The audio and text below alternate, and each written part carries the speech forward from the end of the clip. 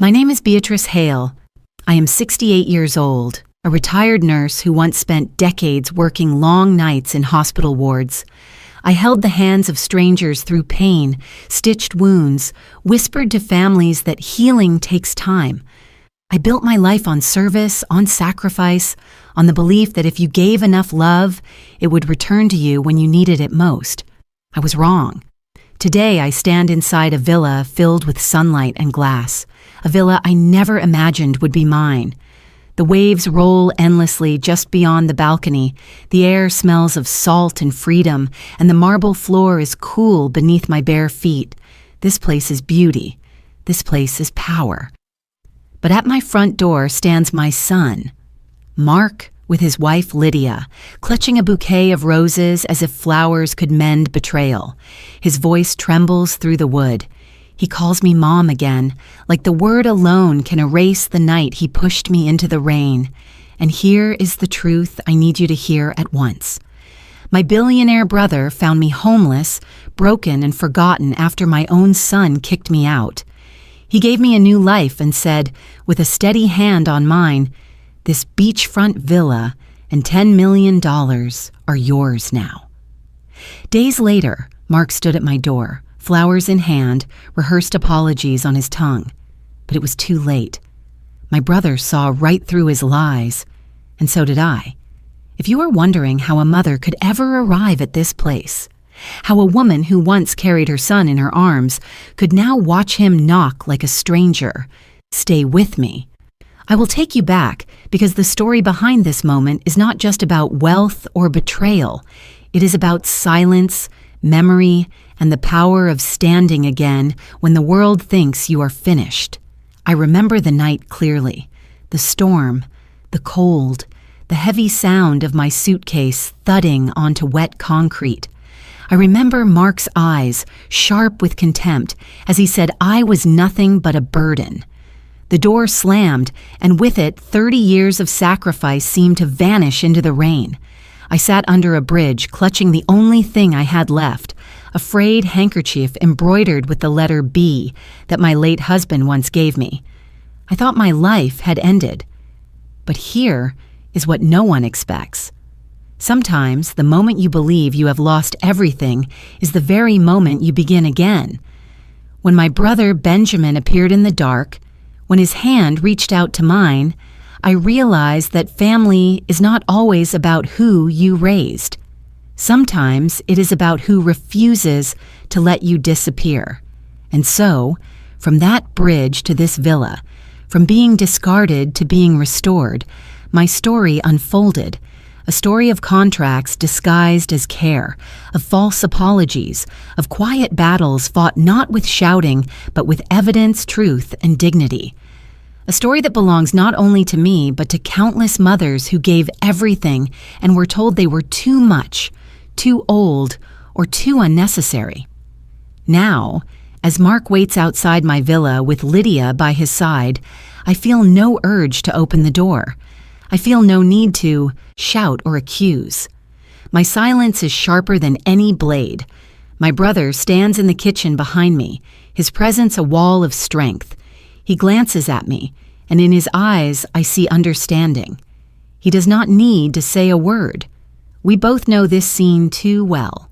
We both know that flowers cannot mask greed, and sweet words cannot undo years of cruelty. This is not revenge in the way you might expect. There are no fireworks, no grand speeches. It is quieter, more precise. It is justice that comes like the tide, steady and undeniable. If you have ever been cast aside by those you loved most, if you have ever been told your worth had expired, then perhaps you understand the weight of this moment. Perhaps you too know that silence can be the most powerful answer of all. So stay with me. Walk with me through the storm, through the courtroom, through the moments when my son and his wife tried to dress greed as concern. Stay with me as I show you how I learned to draw the line, not in anger, but in clarity. Because what happened to me could happen to anyone. And what I chose to do, what I chose not to do, changed everything. Now, if you are still listening, Take this as an invitation. Sit with me in this villa by the sea. Hear the knocking at the door, steady, insistent. See the roses trembling in Mark's hand. Ask yourself the question I ask every time I hear his voice. Would you open the door? Or would you let silence speak for you? The sound of my son's voice that night will never leave me. It cut through the walls of the home I once built with my own hands, through the memories that clung to every frame, and it pierced straight into me. "You are nothing but a burden," Mark shouted, his eyes sharp with disgust. Then the suitcase, heavy with all that remained of my life, was hurled down the front steps. I heard the thud of it hitting wet concrete just as the rain began to fall harder. The slam of the door followed, a sound more final than any word could ever be. I stood there for a moment in the storm, frozen. Water soaked through my sweater, clung to my hair, ran down my face until I could not tell where the rain ended and my shame began. The porch light flickered behind the glass, but no hand reached to open the door. No voice softened the blow. My son, the boy I had once rocked to sleep during fevers, the child for whom I had gone hungry so he could eat, had cast me out as though I were nothing but an old piece of furniture left by the curb. My mind would not stop replaying those words. A burden. I remembered nights in our small kitchen when I pretended I was not hungry, sliding my portion onto his plate, whispering, "I am fine," while my stomach ached. I remembered walking miles to a clinic in the middle of the night when his fever would not break, clutching him to my chest, praying he would survive. And now, all that sacrifice, all those years of devotion were rewritten by one cruel declaration. I reached for my suitcase, the handle slick with rain. My fingers shook as I lifted it, but I forced myself to move, step by step, down the street. Each footfall echoed like a drumbeat of abandonment. The neighborhood was quiet, the windows closed, the curtains drawn. I could have screamed for help, but who would have listened? In that moment, I understood something I had only glimpsed before. The world has little room for old women who no longer serve a purpose in someone else's story. By the time I reached the end of the block, the rain was coming down in sheets. My slippers squished with every step, pulling me deeper into exhaustion. The night air smelled of wet asphalt and loneliness. My body ached, but worse was the heaviness in my chest, the crushing realization that I had been erased from the home I had once fought so hard to keep alive. I stumbled beneath an overpass, the concrete walls dripping with water, graffiti scrawled across them like silent accusations. I slid down against the cold stone and pulled my suitcase close, using it as a makeshift seat. My breath came out in shivers. I reached inside the bag, fumbling past folded clothes until my hand closed around something soft and familiar. I pulled out the handkerchief, frayed at the edges, embroidered with a single letter B. My late husband had given it to me years ago, a small token of love I had kept all this time. That handkerchief became my anchor. I pressed it against my face, felt the worn threads against my cheek, and let myself breathe. It was proof that once I was cherished, that once I was not invisible. But now, sitting under that bridge, I felt like a ghost. People passed by above, their footsteps echoing, their conversations floating down like faint music. No one looked for me. No one stopped. To them, I was just another nameless figure in the shadows, a woman whose story had already ended. The night stretched on endlessly. Cars rushed past, their tires spraying water onto the road. I listened to the rhythm of it, trying to keep my mind from splintering. Every so often, my son's voice would return, sharp and cold. "Burden!" The word gnawed at me, hollowed me out. I wrapped the handkerchief tighter around my palm, whispering to myself, "I am still here." As the hours passed, the dampness seeped into my bones. My legs cramped, my shoulders stiffened. I wanted to sleep, but fear kept my eyes open. I thought about what might happen if I closed them, if someone worse than loneliness found me there. My heart pounded, and I wished for a shield, a shelter, a reminder that I was still worthy of protection.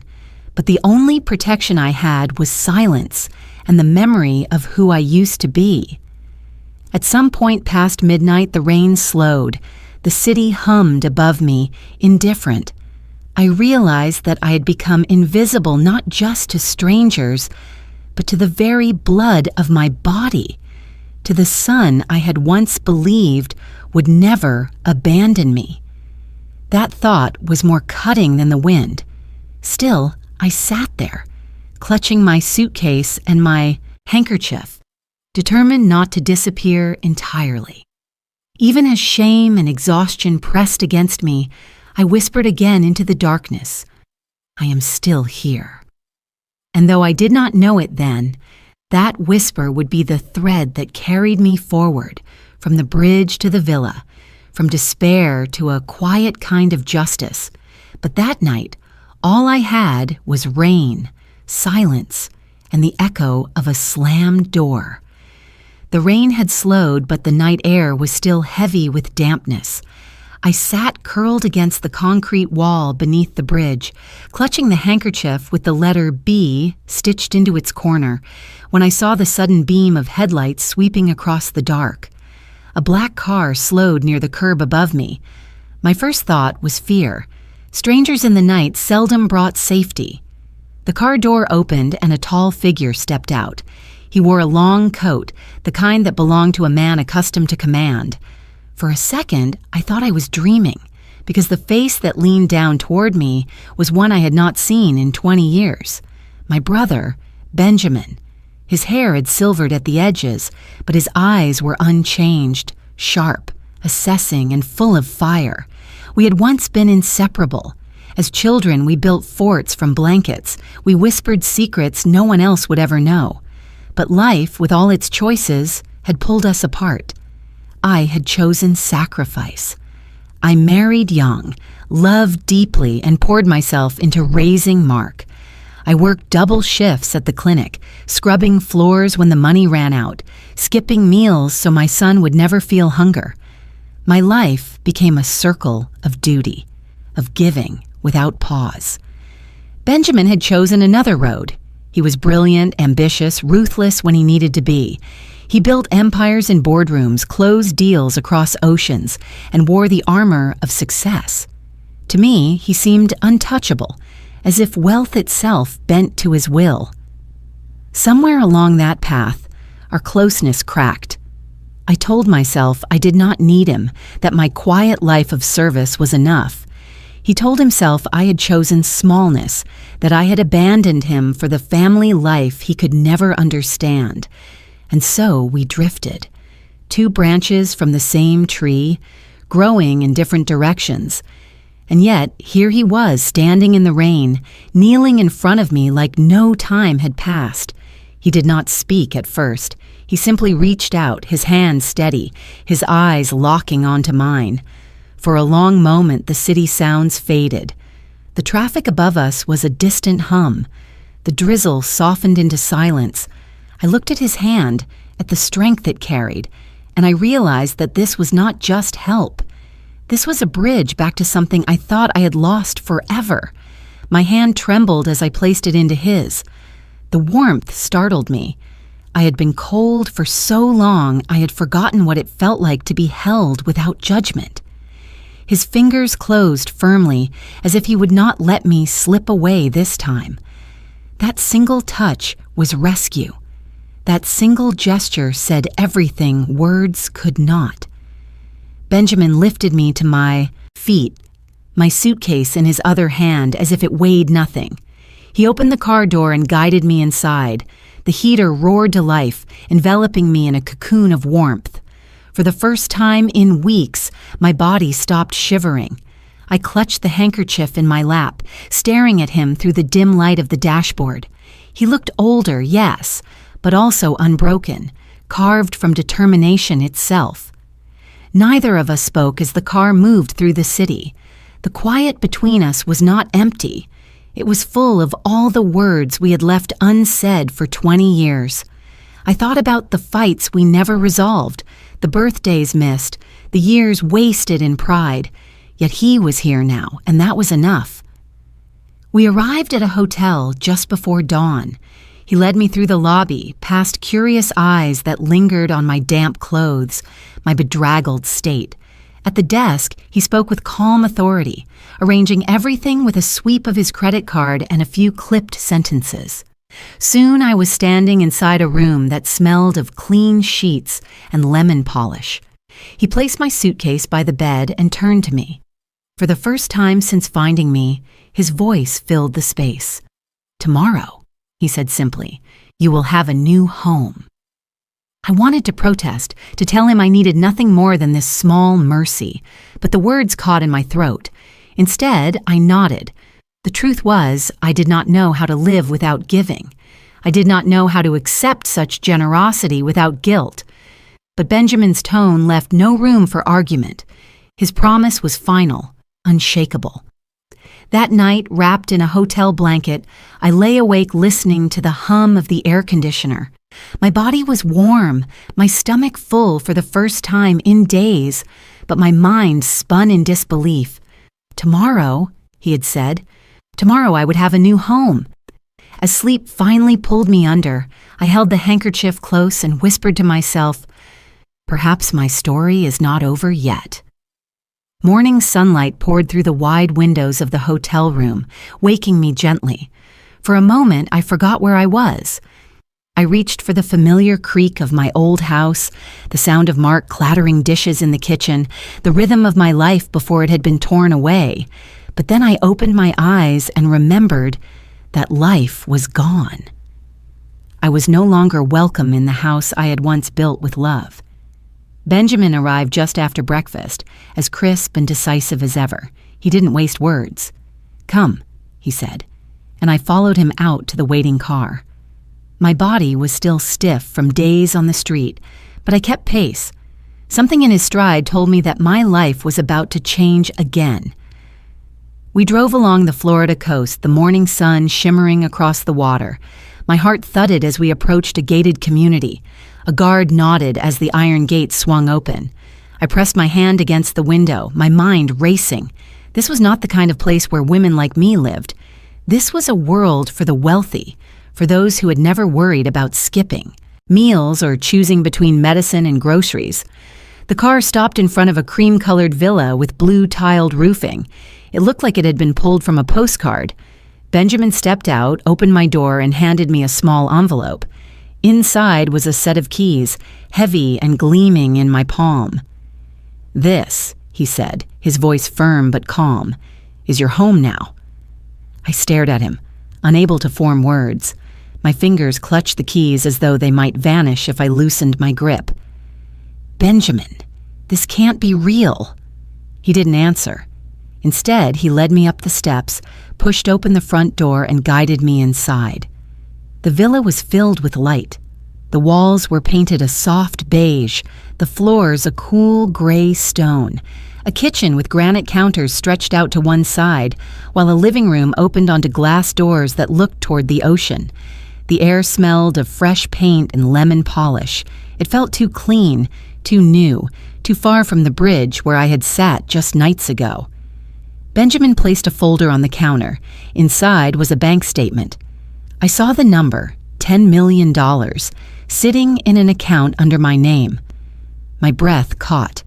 The room swayed for a moment. I whispered, "From a woman with nothing to this. How could I possibly deserve it?" The question tumbled from me before I could stop it. Guilt, disbelief, shame, all of it collided inside. I had spent my life giving, never keeping. I had spent years shrinking so others could grow. To suddenly hold this wealth, this power, felt impossible. My hands shook. Benjamin looked at me with the kind of steady focus that had built his empire. "You are asking the wrong question," he said. "It isn't about deserving, it is about worth. And you, Beatrice, are worth more than any figure on a page. You gave your son your health, your youth, your love. He discarded you. that does not erase your value. You are more deserving than anyone I know." Tears pressed at my eyes, but I held them back. His words struck a place deep inside me, a place I had buried long ago. For years, I had convinced myself I was useful only when I was needed, when I cooked, when I cleaned, when I carried others through storms. But standing here, keys in one hand, $10 million in the other, I realized I had never been given permission to own anything for myself. Benjamin rested a hand lightly on my shoulder. "This is not charity," he said softly. "This is restoration." I nodded slowly, still unable to speak. I moved through the villa in silence, letting my fingers trail along the smooth counters, the cool stone walls. I stopped at the sliding glass doors and opened them. The balcony stretched wide, overlooking the endless blue of the Gulf. Waves rolled steady and sure, crashing against the sand. I stepped forward, the warm breeze brushing against my face, lifting my hair. I closed my eyes and inhaled deeply. For the first time in years, I felt space belonged to me, not borrowed, not conditional, not dependent on someone else's mercy, mine. The balcony beneath my feet, the ocean stretched before me, the villa behind me, all of it was under my name. I clutched the embroidered handkerchief in my pocket, the one with the letter B. For so long, it had been the only proof that I once belonged somewhere. Now, it was no longer just a reminder of the past. It was a witness to the present. I whispered into the wind, "I am not invisible. Not anymore." The ocean answered with its steady rhythm, like applause for a truth I had nearly forgotten. The first week in the villa felt unreal. Light poured through every room. I tried to learn the sound of safety, to let my shoulders drop, to believe a key in my pocket meant I belonged. I made tea and kept the handkerchief with the letter B in my apron like a flag of survival. That afternoon, a shadow slid across the frosted glass by the doorbell. The chime rang. My heart stumbled. When I opened the door, Mark stood there with Lydia half a step behind him. He wore a crisp button-down. She held a bouquet of red roses. His smile arrived before his eyes. "Hi, Mom," he said. "We came to see how you are." I did not move. The sea wind pressed my spine. Lydia lifted the roses. "These are for you. We wanted to visit sooner, but we needed time to reflect." Her tone slid between apology and performance. Mark added, "Family matters more than pride. We made mistakes. We want to fix this. Start fresh." Family. The word flickered like an old bulb. I remembered the night rain swallowed my name and he called me a burden. The sandwiches cut into triangles, the report cards on the fridge, the fevers I rocked out of him. I steadied myself with the door frame and kept my mouth closed. Benjamin stepped from the kitchen, sleeves rolled, calm as a judge. He studied their faces, then said, "Let us save time. Do not perform. We have seen enough." "I'm trying to apologize," Mark said. "Can a man not visit his mother without a tribunal forming in the foyer?" Silence settled on my tongue like a choice. Lydia gestured toward the living room. "Maybe we can sit. Talk like adults. We are family. Forgiveness is healing." Benjamin folded his arms. "Forgiveness is not access," he answered. Mark tried a different key. "Mom, I know I said awful things. I was under pressure. The business was failing. Lydia's mother was sick, the mortgage. Everything collapsed at once. I panicked. Please, can we talk numbers, logistics, at least keep communication open?" Numbers and logistics. There was the shape of his need. My mind split into two rooms. In one, the boy asleep in the car seat with crumbs on his cheeks. In the other, the man who pushed my suitcase into the rain. Between them stood the woman I had become, barefoot on a tile floor that finally belonged to her. If I opened the door wider, the rooms would merge into the same duties, the same erasure. I lifted the roses from Lydia and felt their weight. The thorns had been trimmed, risk removed, beauty curated. I set them on the console table and smoothed the ribbon with my thumb. "Thank you," I said, neutral as steam. I did not move aside. Lydia's smile tightened. "We can help with errands, appointments, paperwork." Benjamin's gaze did not waver. "What you want is the code that opens the life you forfeited," he said. "You are poisoning her against us," Mark snapped. "She can see on her own," Benjamin replied. A tremor went through me. I am a mother, I thought. I am also a person. Could I love the child I raised and still close the door on the man he had become? The moral weight pressed down. In the clinic, I taught families that boundaries save lives. Why had mine taken so long to arrive? Mark stepped closer. "One conversation. That is all I ask." Lydia added, "We found a counselor. We can meet. We can heal." She reached for my hand. I kept my hands at my sides. My silence stretched until it touched each wall. Benjamin ended it. "This visit is over," he said. "If you have something to say, put it in writing. Our counsel will review it." He guided the door a few inches forward. Mark's eyes jolted wide. "Mom," he said, softer now, "please." The word slid through me and rattled a memory loose, a preschool drop-off, a small voice asking me not to leave. I tasted salt and made a different choice. "I hear that you are sorry," I said. "I am still healing. I will not discuss finances. I will not reopen the past today." I nodded once. A small bow to the ghosts gathered between us. "Take care of yourselves." The door closed with a sound that did not break me. The roses waited on the table like a test I had passed. Benjamin exhaled. The sky brightened. My resolve finally matched it. I pressed the handkerchief in my pocket and felt the stitched letter B anchor me to the floor. I am a mother. I am also a person. I repeated it, steady as breath, while the sea kept time. It was a Tuesday afternoon, warm and bright, when the knock came. I expected the delivery man or a neighbor, but when I opened the door, a man in a charcoal suit stood on the threshold. He carried a leather briefcase and wore a smile too polished to be sincere. "Mrs. Hale," he said smoothly, "I represent a firm that specializes in elder care. Your family reached out to us with concerns. They want to ensure your future is safe and secure." My stomach tightened, but I said nothing. He opened the briefcase, produced a stack of papers, and slid them onto my dining table as though the villa belonged to him. "This is a standard care agreement. Nothing to worry about, just signatures to formalize protection." I sat down slowly, keeping my handkerchief folded in my pocket, my anchor of steadiness. I picked up the first page. The font was small, the legal language thick, but my years of handling medical forms in the clinic had trained my eyes. I scanned, carefully, line by line. There it was, buried in the middle.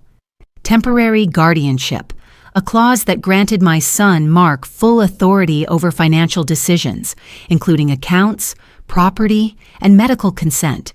If I signed, the villa keys in my hand would no longer matter. My life would return to being managed, not lived. I placed the contract back on the table. My voice was calm, steady. "The elderly may be slow, sir," I said, meeting his gaze, "but we are not stupid." His smile faltered. "This is for your benefit. Your son only wants to ensure you don't face unnecessary risks." I leaned forward, lowering my tone to match his. "My son already made his decision the night he called me a burden. If he is so concerned now, he can look me in the eye. You may leave." He blinked, as though surprised to find resistance. But before he could collect the papers, another knock came at the door. Benjamin entered with a woman I had not met before, tall, composed, with sharp eyes behind wire-rimmed glasses. "This is Harper," Benjamin said, placing a hand briefly on my shoulder. "My attorney." Harper walked straight to the table, flipping through the documents with brisk efficiency. She tapped the damning clause with one finger. "Classic guardianship trap," she muttered. "I've seen this language before. Too vague to look dangerous, too specific to be harmless." She closed the folder with a snap. "Mrs. Hale, do not sign anything like this." The suited man cleared his throat. "It's a misunderstanding. Her family, Harper cut in, is already preparing a petition for conservatorship. They're drafting a case that she is no longer mentally competent. This contract was meant to be Exhibit A." My breath caught. The word stung more than the storm rain ever had. Conservatorship. My own son attempting to declare me incapable, to erase my voice with ink and procedure. Benjamin's jaw tightened, but his expression remained composed. "We anticipated this," he said. "That's why Harper is here." The lawyer in the suit tried to gather his papers, but Harper blocked him. "These are copies," she said coolly. "We'll keep them. You can explain to your clients why their scheme has already failed." He hesitated, then left with a stiff nod, his polished shoes clicking across the tile. The door shut behind him, leaving only the sound of waves beyond the balcony. I sank back into my chair, my fingers pressed against the embroidered letter B in my pocket. Mentally incompetent. Was that truly how Mark saw me now? I thought of the years I managed clinic budgets down to the last cent, the meals stretched through recessions, the careful planning that had held our family together when Charles was still alive. And now my son wanted to paint me as unstable, all so he could hold the pen to my name. Harper's voice broke through my spiral. "Mrs. Hale, you are sharper than most clients I've ever worked with. But your son and his wife will not stop here. They will try again, and next time they'll disguise it better." Benjamin poured me a glass of water and set it in front of me. His presence was a steady wall. "Let them try," he said. "We will meet every strike with evidence, and we will not bend." I lifted the glass, my hand trembling slightly, and took a sip. The cool water steadied me. "Thank you," I whispered. But inside, the conflict burned hotter. I was a mother before I was anything else. Could I really face my own child in a courtroom? Could I watch him stand against me and not crumble? The sea wind carried through the open balcony door. I stood, walking toward it, the contract still on the table behind me. My eyes scanned the horizon. I whispered, too softly for anyone else to hear. How does a mother defend herself against her son? The ocean, steady and endless, offered no answer, only the promise that I was not yet defeated. The next morning, the resolve I whispered to the ocean met its first test. My phone buzzed. A bank alert flashed. Someone had requested to change the mailing address and primary phone on my largest account. A PDF attachment displayed my name in cursive. At a glance, it looked like me. My bones knew better. I had not signed anything. Benjamin stepped beside me.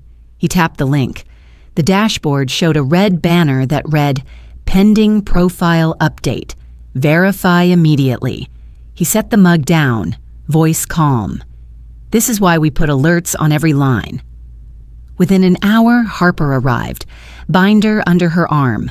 We gathered at the kitchen island while the Gulf lit the floor. She opened the PDF, zoomed in on the scrawl.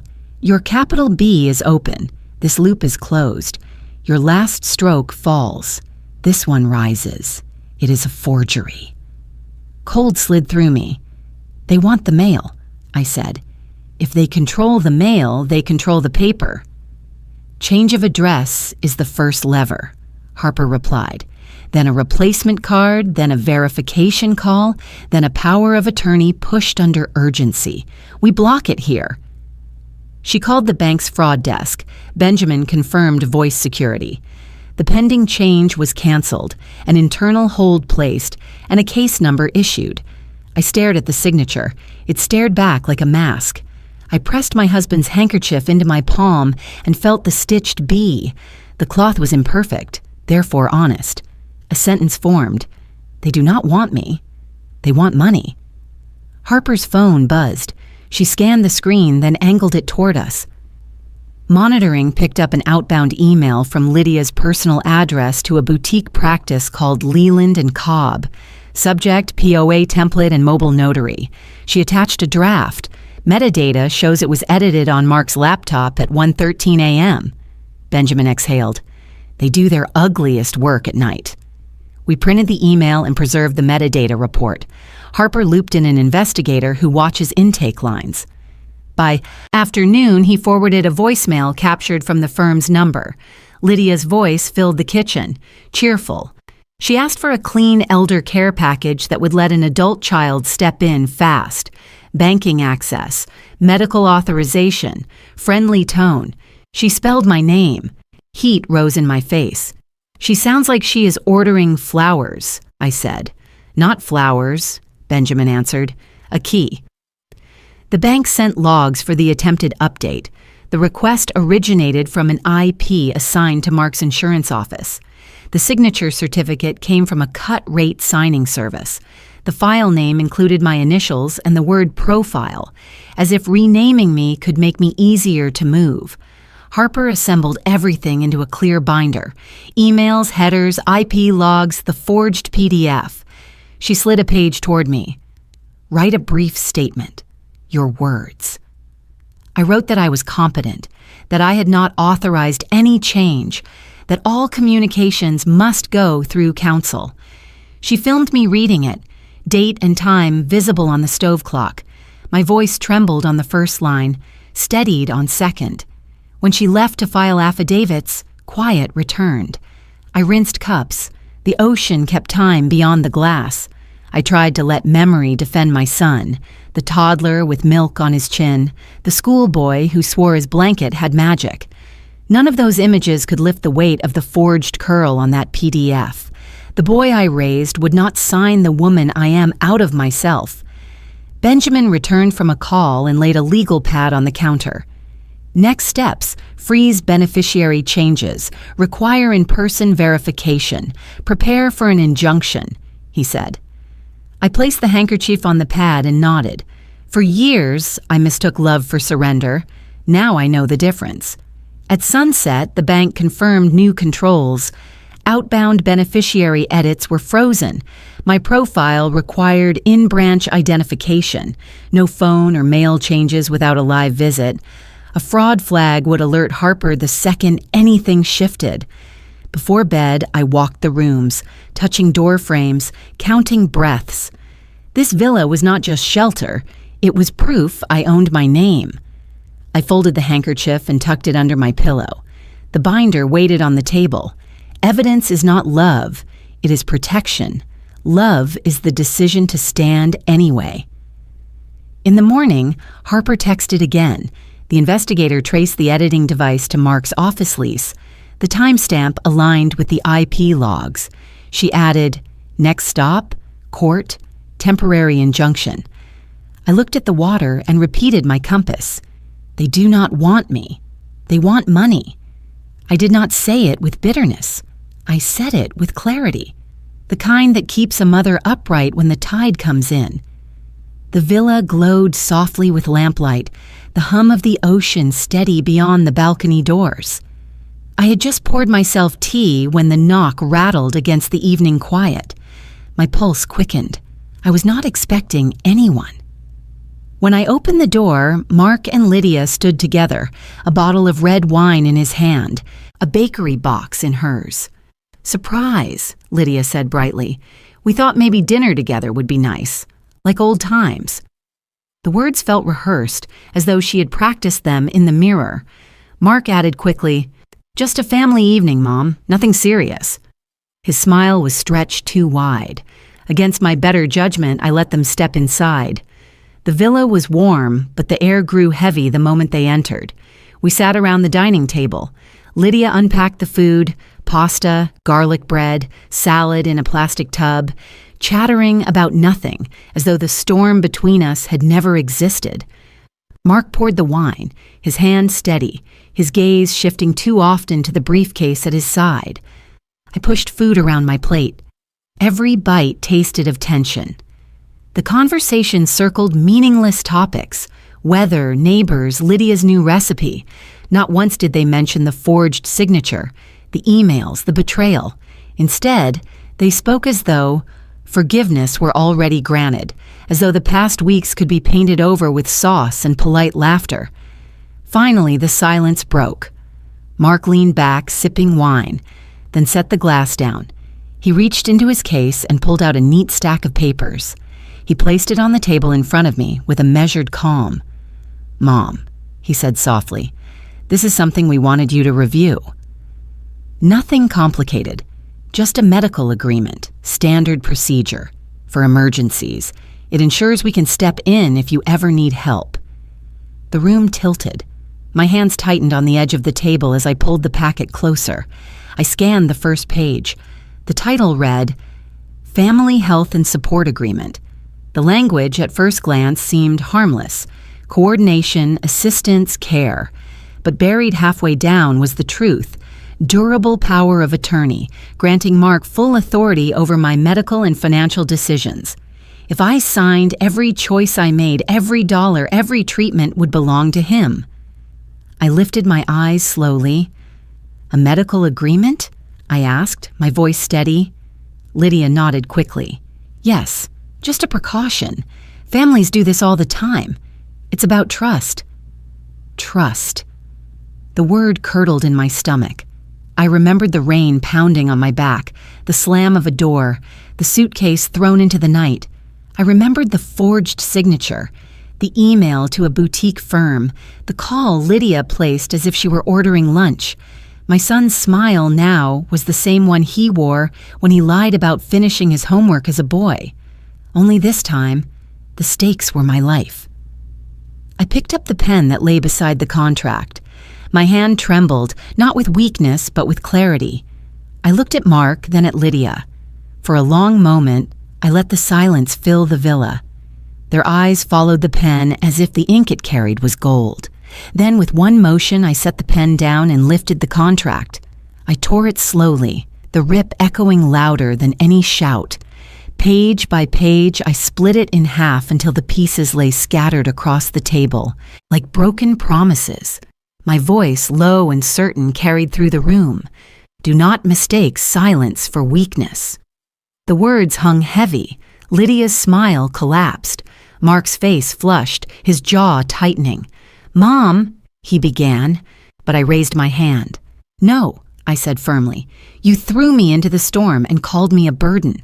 You forged my name and tried to steal my voice. And now you want me to surrender what little dignity remains?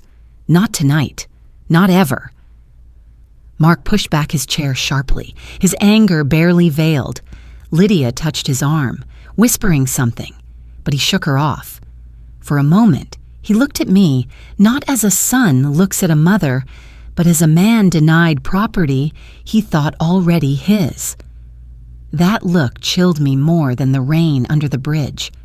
Benjamin entered then, his footsteps calm, his gaze fixed on the shredded contract. He stood behind me, his hand steady on my shoulder. "You heard her," he said quietly. "This ends now. No more visits without counsel. No more games." Mark glared, but he gathered his briefcase.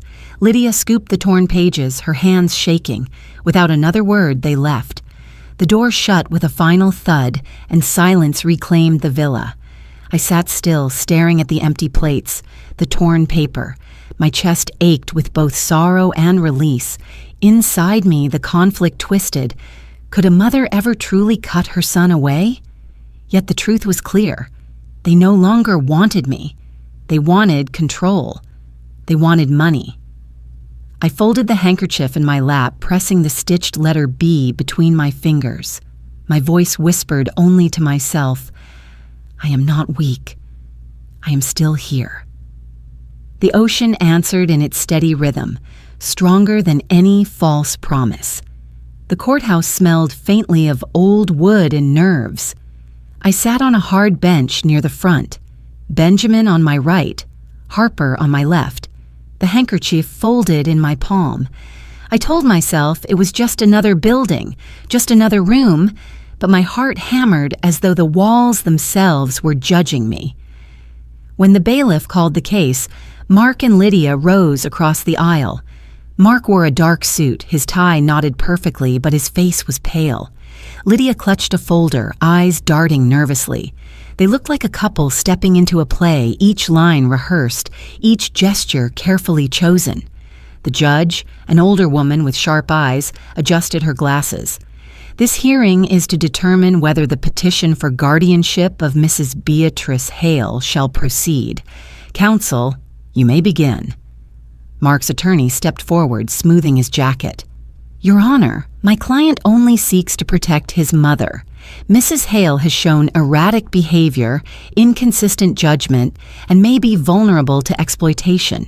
He requests legal guardianship to ensure her safety and proper management of her affairs. Then Mark himself took the stand. He looked at me once, then lowered his gaze, his voice breaking with practiced sorrow. She is not the same, Your Honor. My mom forgets things. She confuses dates. She thinks people are against her. She even tore up documents that would have helped her. His eyes filled with tears, his tone dripping with filial concern. I love her. I just want to protect her. Please. She is not capable anymore. Every word cut deep, not because they were true, but because they came from the boy I once cradled through fevers and nightmares. The courtroom blurred for a moment, but I steadied myself with the handkerchief. I breathed in, then out, and waited. When it was Harper's turn, she rose with calm precision. She placed a binder on the evidence table, her voice level. Your Honor, the claim of incompetence is a fabrication. We have evidence that Mr. Hale and his wife have attempted to manipulate and defraud Mrs. Hale in order to seize control of her assets. She pressed a button on a small recorder.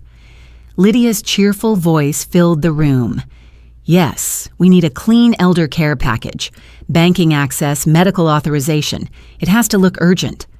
Gasps rippled through the benches. Harper continued. Here are emails from Lydia to a law firm, attaching drafts of guardianship clauses.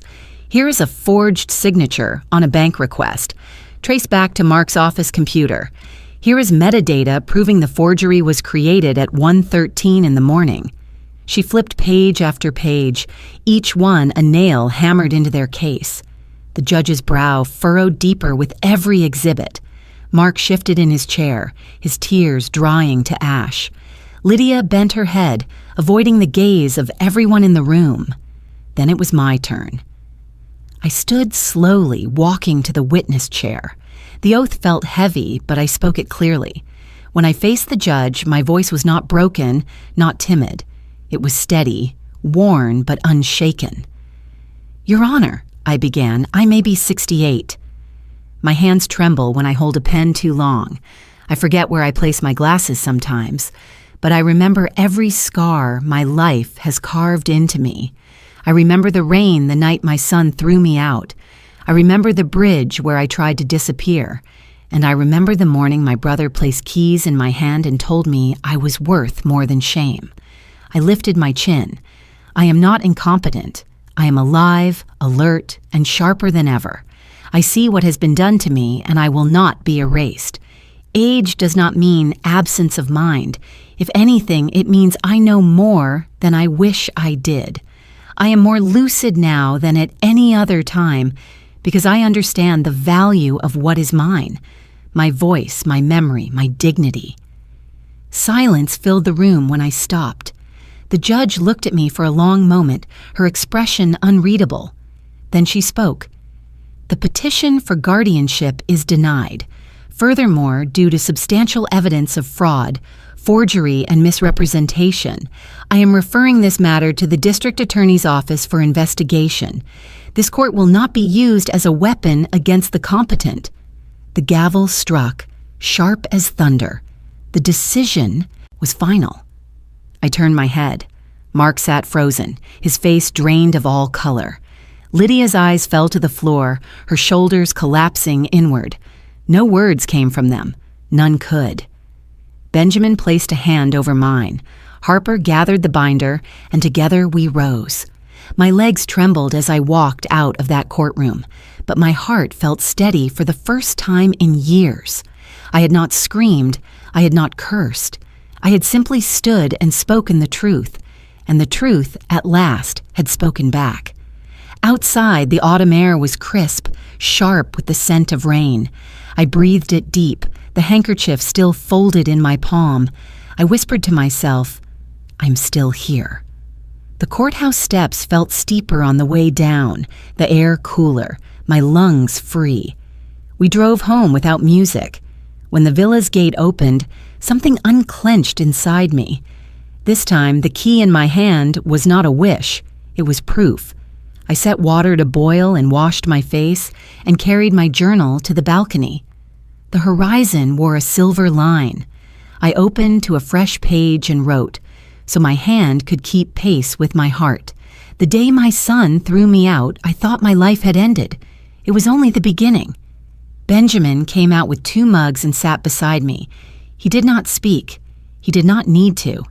His silence held like a railing, something to grip while the ground learned my name again. I pressed the handkerchief with the letter B into the crease of the book and felt the threads anchor me. "You do not have to be brave today," he said. "I am not sure bravery is what this is," I answered. "Maybe it is consent. I consent to being alive after all." He nodded once, eyes on the surf. We drank tea until the steam disappeared. When he rose, he placed a business card beside my journal. "Call her when you're ready," he said. Her name was Mira Santos, director of the Harbor Light Fund, a nonprofit Benjamin had supported. Their mission was plain and fierce: protect and empower older women who had been discarded by family or circumstance. I dialed, half expecting a gatekeeper. Instead, Mira picked up on the second ring, her voice precise. "We do not rescue," she said after I introduced myself. "We restore. Will you come by tomorrow?"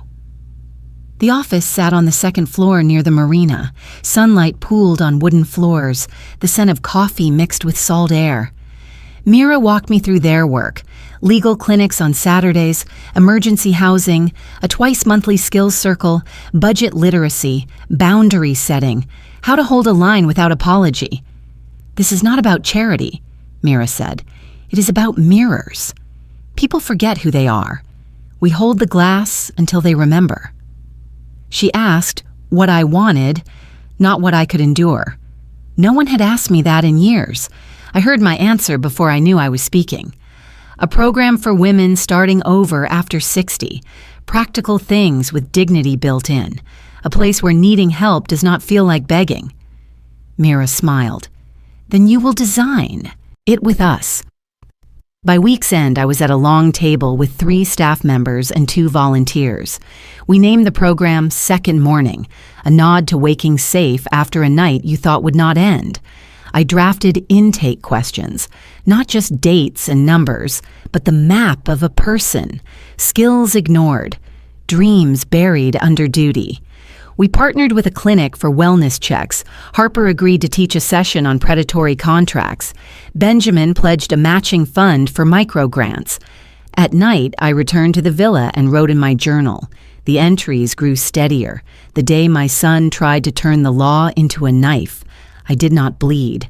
The day the judge called my name competent, my breath returned. I did not write with triumph. I wrote with temperature, measuring the cool return of clarity. One afternoon, Mira introduced me to a woman named Ruthie who had just left a bad situation. She wore a thrift store blazer and held herself like a question. While she waited for paperwork, I made tea. We sat in the small courtyard behind the office. She glanced at my hands. "How did you stop shaking?" she asked. "I did not stop," I said. "I learned to carry the cup anyway." She laughed once. I pressed my handkerchief between my palms and felt the stitch steady me. At home, Benjamin read quietly while I assembled binders for Second Morning. He looked up and met my eyes. Gratitude passed between us without language. Power can be loud. His version arrived as permission to be whole. That night I stood on the balcony and said my sentence aloud again. The day my son threw me out, I thought my life had ended. It was only the beginning. The tide moved in slow muscles. The villa lights hummed.